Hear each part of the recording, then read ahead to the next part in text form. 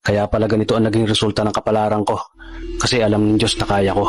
Sa edad kong to, napagod na akong magmadali. Kaya lahat ng ginagawa ko ngayon, ini-enjoy ko na lang. Siguro sa dami na rin ng aking pinagdaanan, napagtanto ko na ang buhay ay mas malawak at mas mahiwaga pa sa mga problemang dumarating sa buhay natin. Tumatanda na tayo, baka sa kakahabol natin sa masagana at maayos na buhay, ay hindi na natin na-enjoy ang buhay. Baka nabubuhay na lang tayo dahil nape-pressure tayo sa sasabihin ng ibang tao. Marami na rin akong mga naging maling desisyon sa buhay, pero lahat yun nagsilbing aral sa akin at natuto ako sa mga pagkakamali ko. May mga taong sobra nating mamahalin at bibigyan ng halaga, pero ibabalik lang sa atin ay kabiguan at matinding trauma.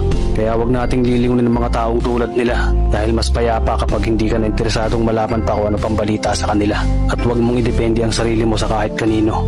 Tandaan mo, kahit sarili mong anino, iiwan ka din nito kapag madilim na ang paligid mo.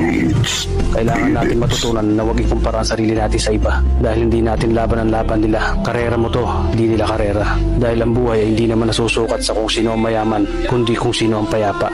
Kaya galingan mo lang palagi, tol, dahil napakaraming tao mapanghusga, hihilahin ka pababa at lagi mo itong tatandaan.